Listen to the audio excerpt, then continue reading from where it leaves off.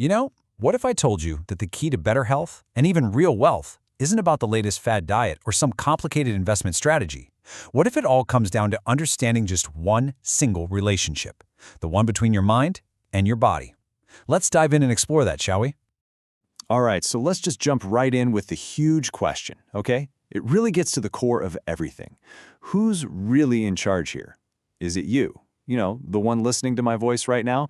Or is it your body with all its cravings and aches and pains? It's a big one, right? Let's see if we can figure it out. So, to really tackle that question, we're going to need a different way to look at things, a new framework. And for that, we're going to use this really powerful analogy. Just imagine for a second, you are the pilot and your body, that's the plane. Okay, so the main idea here, the really big concept, is that a human being isn't just one single thing. It's more like a team-up, a coexistence of two totally distinct but deeply connected parts. You've got the self, that's your consciousness, your awareness, who you are, that's the pilot. And then you've got the body, the physical, material thing you're in, that's the plane. So let's really get into the nitty-gritty of how different these two are. Think about the self, your consciousness. Its needs are, they're continuous, right? Things like happiness or respect. I mean, if you ever woken up and thought, you know what, I've had enough happiness for today, I'm good. Of course not. But the body, its needs are totally temporary. You eat, you get full. The need just stops. And this difference is absolutely crucial. It means the self is the one that decides, the one that experiences everything. The body is the instrument that carries out the actions. See the difference? The pilot chooses the destination, the plane just does the flight. So this self, this pilot, what's its job description exactly?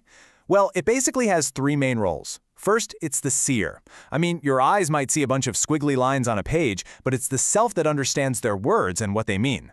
Then it's the doer. You're the one who decides, hey, I think I'll stand up now, and boom, your body follows that instruction.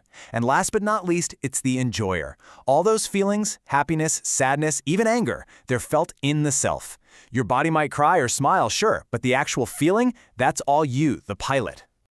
Okay, so when you put those three roles together, seer, doer, and enjoyer, it all points to one undeniable fact. As the pilot, you are the one making the decisions. And with that power comes a pretty big responsibility, a responsibility for your plane. And there's a name for this responsibility. It's called self-regulation.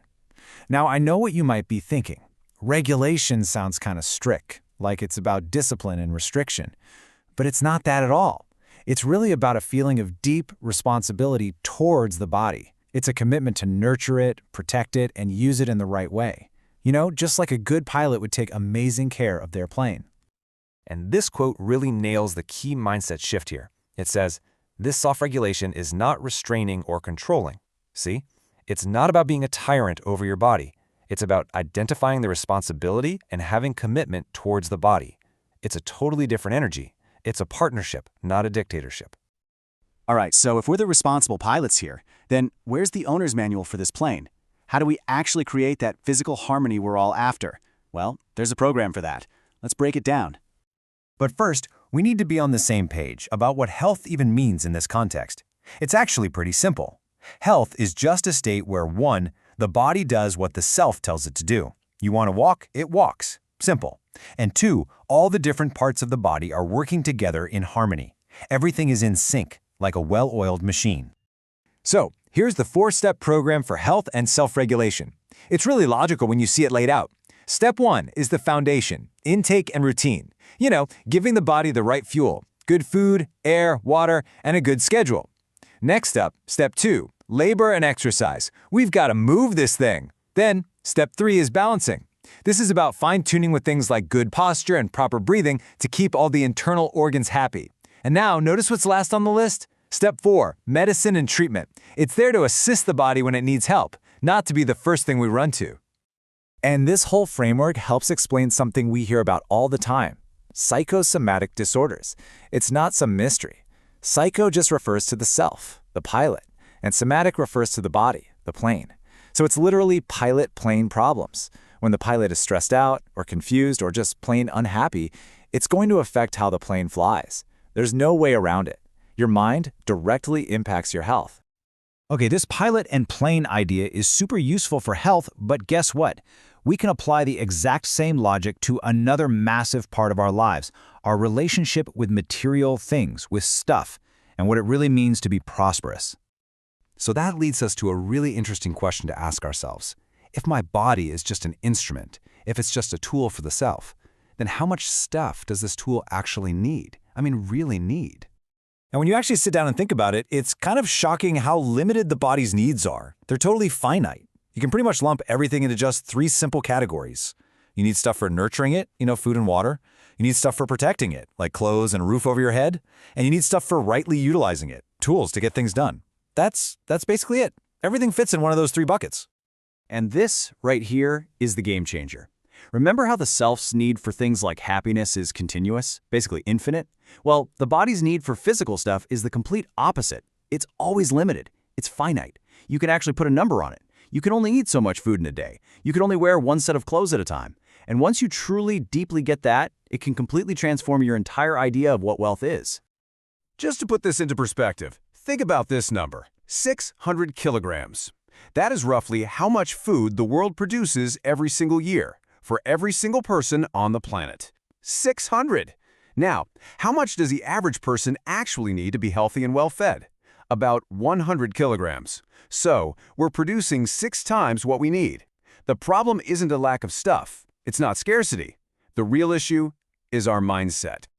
And this is where we see 2 totally different mindsets emerge. On one hand, you have the deprived mindset. This is the mindset that gets confused and thinks the body needs unlimited stuff, just like the self needs unlimited happiness. It's always thinking about accumulation, hoarding, and it always feels like something is missing. But then you have the prosperous mindset. This one understands the body's needs are limited. So instead of hoarding, it thinks about how to use things well, how to nurture others, and it comes from a place of abundance. So, with all this in mind, we can come up with a whole new definition of prosperity. It has nothing to do with having a giant pile of cash or a garage full of cars. True prosperity is simply the feeling of having or being able to produce more than what you need. And to get that feeling, you need 2 things. First, right understanding, so you can figure out what your limited physical needs actually are. And second, right skills, so you have the ability to go out and produce what you need. All right, let's wrap this all up. The path to better health and true prosperity, it turns out, starts in the exact same place. It starts with one simple but incredibly profound mental shift. It's moving away from thinking, I am my body, and starting to understand I have a body. When you boil it all down, that's the crucial point. It's about seeing yourself for what you are, the conscious self, the pilot in the cockpit, and seeing your body for what it is, a precious, incredible instrument that you've been given the responsibility to look after. So what's your role in all this? What's your job? Well, it's kind of 2-sided. For yourself, the pilot, your job is to work on getting the right understanding and feeling the right feelings. And for your body, the plane, your job is to practice that self-regulation we talked about, nurturing it, protecting it, and using it well. When you do both of those things, that's when you, the pilot, create harmony. And so I want to leave you with one last question to really think about. If your body is this incredible, finely tuned instrument, and you are the musician, the artist, the one who gets to direct it, what are you going to create with it?